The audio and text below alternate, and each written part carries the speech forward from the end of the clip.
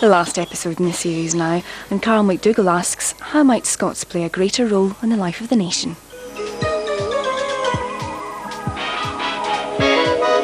So far on this series, we've traced the rise of Scots from its ancient roots to become the language of kings and poets. We watched its fall from grace when it was thrown aside by our social elite to land in the linguistic gutter. But for centuries, Scots has been kept alive by ordinary folk.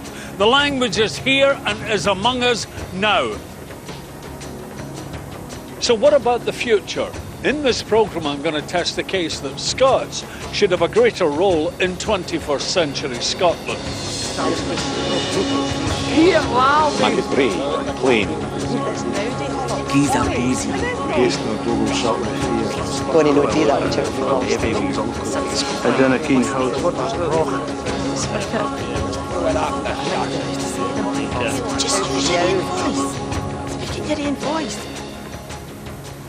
For hundreds of years, we kept our own tongue in check, allowing it only a marginal role in the life of the nation, as if we felt Scots wasn't good enough to take centre stage.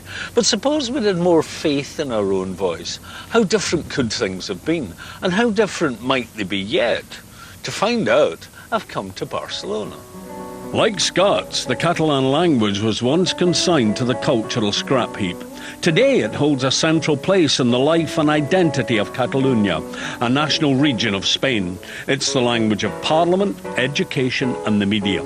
But only 30 years ago, simply speaking the language was considered to be politically subversive. In 1939, at the end of the Spanish Civil War, Franco prohibited the Catalan language and all aspects of Catalan culture. This was to have a similar effect as the 1707 Treaty of Union had on Scots. In the polarised world of Franco's fascist dictatorship, there was only one acceptable voice, and that was his own. Anything else was tantamount to treason. Castilian Spanish was the only language of state. Like Scots, Catalan was confined to use amongst family and friends, and it became associated with the emerging cultural resistance. I'm interested to find out if, like Catalan, Scots could play a greater role in our country. Francesc Parcerisas was an underground poet during the Franco years and is now the director of the Institute of Catalan Literature. In the 40s and 50s, there was a very strong resistance movement in the small groups, at homes, publishing magazines, teaching small groups of people. To what extent was speaking Catalan a political act? I think it was always a political act and, a strong political act. It seems to be an element of democracy that would require a diversity of voices. Yeah, I think, if we understand democracy in the same way, all languages should be represented, should have equal rights. When Franco died in 1975, the voice of the people eventually prevailed, and after decades of oppression came a new order and a new dawn, and one in which Catalan flourished as never before.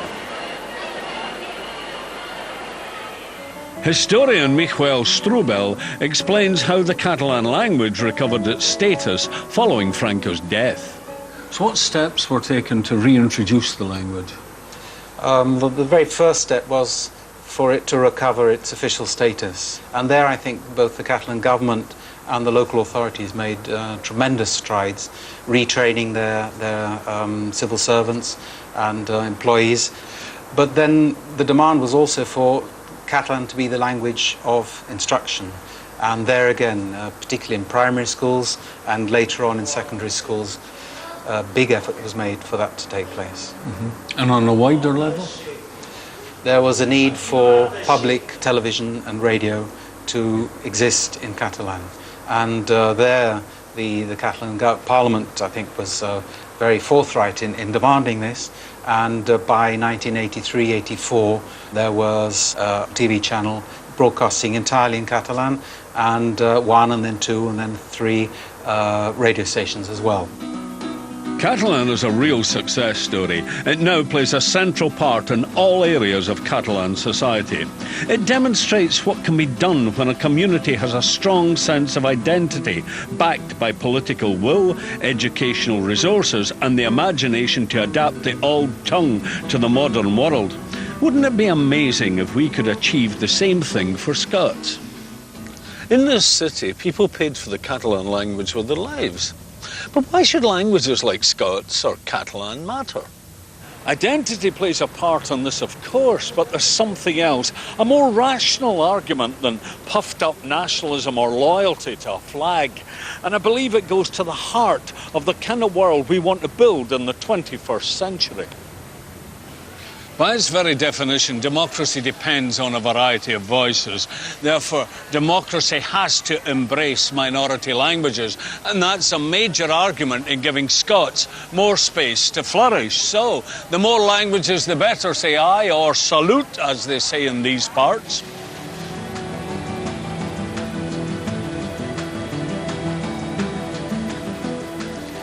My trip to Barcelona has shown me the decline in a language can be reversed. So what's been done to revive our tongue? Well, to find out, I'm going to a part of the United Kingdom where the Scots language has just received £12 million, but it isn't in Scotland.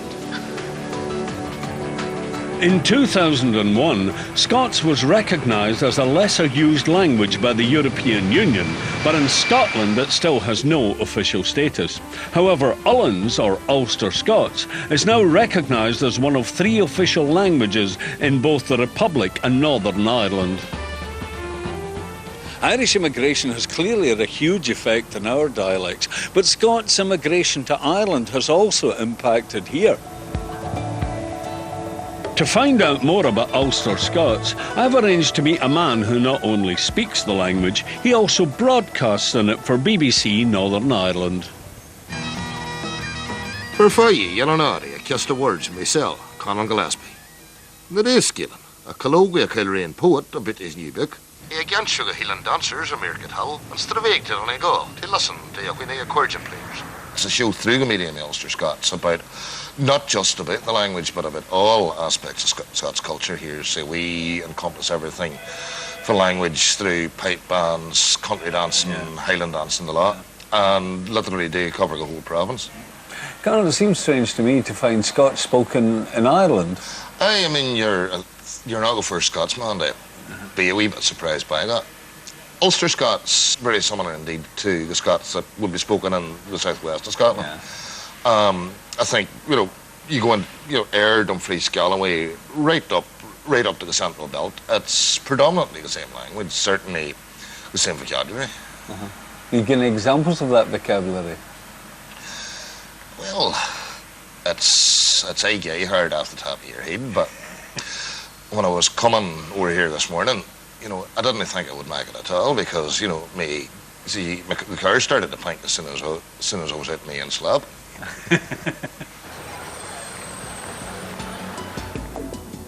Well, there's no doubt that Scots is spoken over here in Ulster, but what are the origins of Ullans? The early roots of Ulster Scots can be traced back to the 17th century and the plantations that James I, James VI of Scotland, James I of the United Kingdom established in the north of Ireland. These were to encourage Protestantism in Northern Ireland. They were also to transplant large civilising, as it was thought then, forces of English and Scottish settlers into the barbarous north of Ireland. As a result of the plantation, the language issue here is pretty much bound up with the politics of the country. So while at home, Scots is associated with nationalism, over here it is strongly linked with unionism. The contrast with Northern Ireland is incredible. In Northern Ireland, the Belfast government and the London government are pouring millions, literally millions of pounds, into the support of Ulster Scots. Ulster Scots is a minor dialect of Scots. The idea behind the support for Ulster Scots was to be even-handed towards both nationalist and unionist communities. Because official status and funding was given to Irish Gaelic, Ulster Scots came in for similar treatment, and £12 million has been allocated to fund an Ulster Scots Academy. Fiona MacDonald is secretary of the Ulster Scots Language Society and believes the Academy will secure a future for Ullans. I'm optimistic. Anybody who's interested in learning it, whatever background they come from, will have the opportunity to do so.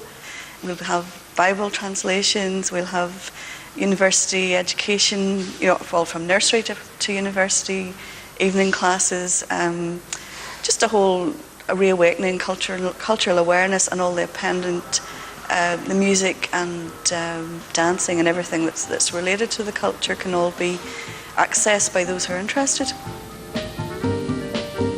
But it's true that the Ulster Scots revival has as much to do with politics as it has to do with language. And since language and politics are never far from one another, it'd be interesting to hear what our lot have to say about the future of Scots.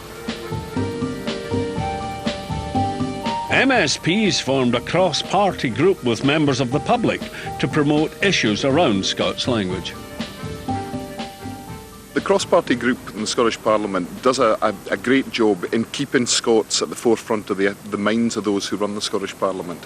And they've done a lot of work on signage, for example, but more importantly, what they do is they take people who have a genuine, heartfelt interest in the Scots language and give them a direct connection with Scotland's Parliament. And that's very important for a language that we want to see thrive in the future. I think, obviously a parliament, in terms of legislation or policy, can't, achieve everything that people might want to see. But I think what we have been able to do is put it on the agenda. The Parliament has certainly made some positive noises about supporting Scots, and the Executive is committed to developing a national languages strategy. There's no shortage of documents or proposals, but how much of this has been translated into action? The Parliament really hasn't done a huge amount to promote Scots so far. I think, like much of official Scotland, they're terrified of letting the genie out the bottle. The fact that this language is spoken by, well, the numbers game is 1.5, 2.5 million people, whatever. Even though they're speaking at a whole range of different degrees of intensity and density, I think that the politicians and the government, the executive and the Parliament are slightly worried about what it is that they're dealing with here. Because Scots is recognised by the European Bureau of Lesser Used Languages as a language, the Scottish Parliament and also the UK Parliament is under an obligation to support Scots, and they are not. The Scottish Parliament has taken no substantial initiative on Scots. I think the Scottish Executive has been fairly slow. I would like to see more support for language awareness throughout Scotland, and that includes things like modern Indigenous languages, and Scots has to be a central plank in an integrated language policy in Scotland. The Parliament, in principle, is a good thing for Scotland, and therefore, as an add-on from that, I think it's a good thing for the language. As I said, we're still to see some really positive results, but there's no question in my mind that Scots language has a far better chance of getting some political results, positive political results through the Scottish Parliament than it ever had through Westminster. James Robertson was writer-in-residence at the Scottish Parliament. In one of his poems, he conveys his hopes for the new Holyrood. Open your earns and minds to folk in need. Hain frae Filen and Skaith, the land and sea. Tak tented justice and the commonweal. Ding doon hypocrisy, wanthrift and greed. Hease up the banner of humanity. Seek out the truth, and to the truth be leal. If there's some uncertainty about the role of the Parliament, there is no doubt about the importance of the classroom. I can remember only too well being told off for using Scots at school. Many others share a similar experience. I remember once teacher asking a question. Now I'm going back 50 years, asking a question, and I knew the answer was Tatty Houken. And I put my hand up, Tatty Houken. And there was silence. And he said, would somebody give John the correct answer to that question? And one of my pals, hand up, she said, potato picking, sir. And I knew that was wrong. I knew the answer was Tatty Houken. And I had never heard the phrase potato picking before. In my family, it would be common parlance to talk about bend the hoose, or a tap was a spigot, or those kind of words. And I can recall being pulled up in school for using what was normal language to the rest of us. And somehow that was suggested to you that if you came from that background, or that was the kind of language you used, then somehow that wasn't quite correct, or that it was less intelligent. When I was wee, Scots was the language that everybody spoke in the village that I grew up in. And so therefore it was the language you learned as a wean at your mother's knee, without anybody even thinking about it, that they were teaching you to speak this language called Scots. And then when I was 5, I went into school, and the language inside school was a completely different one, a language called English, which I had, as far as I'm aware, had heard nothing of, or very little of, before I went to school, which had the wonderful effect of stripping away any voice I had. So the 5 most important learning years for language were just taken away from me the minute I crossed that threshold into school. It was January, and a gay dreich day, the first day I went to the school. So my mum happed me up in my good navy blue napcoat with a red tartan hood, burrowed a scarf around my neck, pooed on my pixie and my pockies. It was that bitter. Said, "Now you'll no starve." Gave me a wee kiss and a kid-on scalp in the bum, and sent me off across the playground to the place I'd learned to say.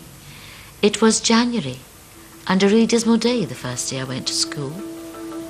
The eradication of Scots from our classrooms was not the work of individual teachers.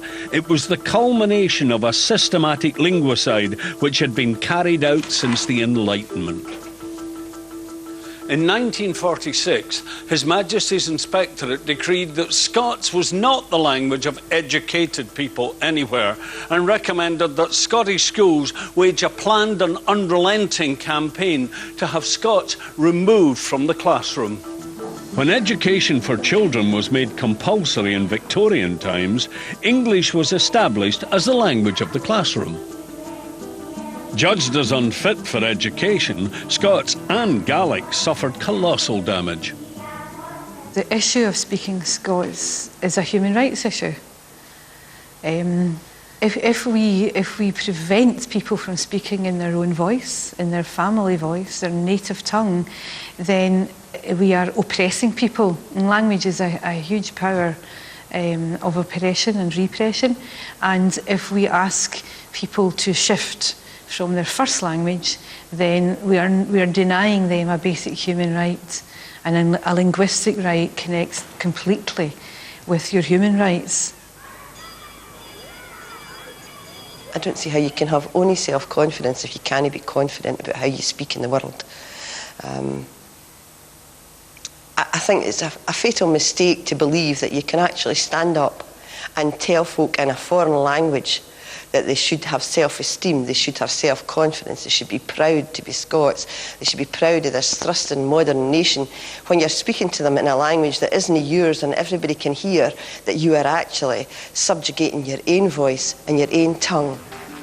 Gaelic clawed its way back from the brink of extinction, thanks largely to some inspirational lobbying by the Gaels themselves. With government support, the language today has secured a future. Scots had to wait until 1991 before it became tolerated in the classroom.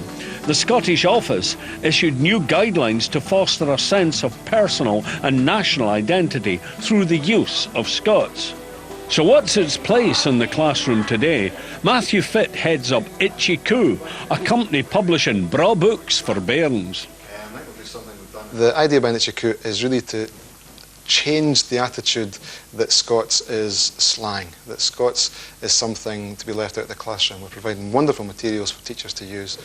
And I think I might just start us off by reading, go to page 20. Go read this poem by Hamish MacDonald, a great poem, just to get us in the mood. Nae fizz Izzy. Busy Izzy's in a tizzy, cause her ginger isn't fizzy. She wheeks it, whirls it, wanners it, burls it, judders it, juggles it, shimmies and shuggles it, barring, splattering, dirling, whizzing, gain it lardy and 10 to the dozen, douche, sploosh, bluter and whoosh, now open the cock to try the scoosh. Yuck, what? Your ginger is they still no fizzy, is it Izzy? Aye then, busy Izzy falls down dizzy fae trying to make her ginger fizzy. Right, guys, okay, we've been doing a little bit of work with the Scots language, and we had a look at some creatures, and here's some of our creatures right here. Why do you use animals in place names? The animals are there because in the past I used to lecture to the very young children, and they would fall asleep within the first 2 or 3 seconds. And as a high school teacher, I had no idea how it worked with the wee ones, so someone suggested, try some fluffy animals. And I brought them into the class. The kids absolutely loved them. But behind it is the idea that children can visualise the words that we're using. English word turkey, and we have, for this one, we have... Bubbly jock. Bubbly jock. Say hello, bubbly jock. Hello, bubbly jock. And once they've got the idea of the basic Scots words, we can add new ones in, and it leads them into creative writing and other things.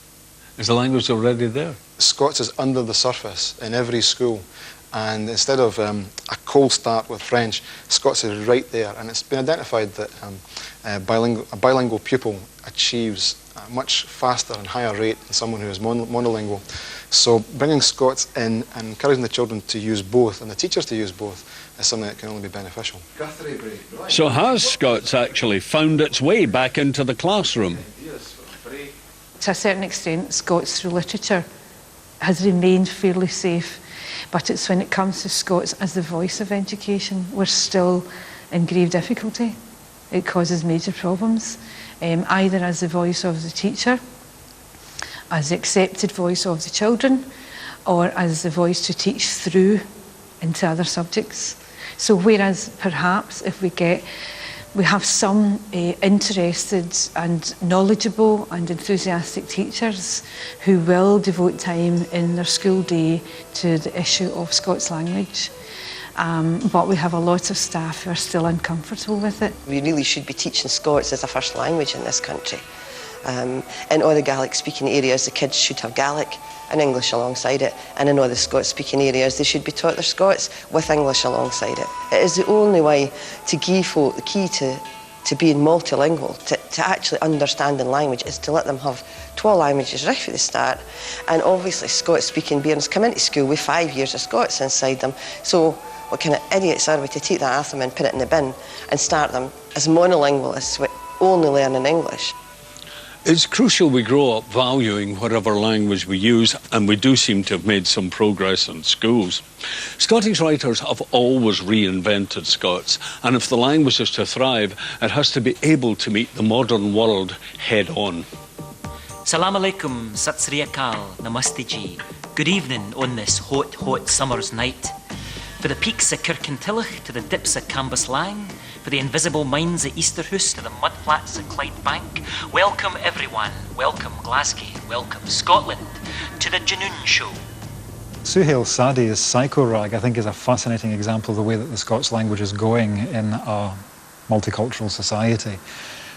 Scots has always been a creature of language contact: Celts, Vikings, Anglo-Saxons, Dutch. More recently, we've got people from China, from the Indian subcontinent coming together, and Psycho-Rag reflects that incredible richness of the ethnic communities within Scotland coming together and creating a new language, a language that's partly traditional, recognisable Scots, but partly the language of the Mela, the language of the ethnic communities, and it's this wonderful kind of mix, and it's what language has always done.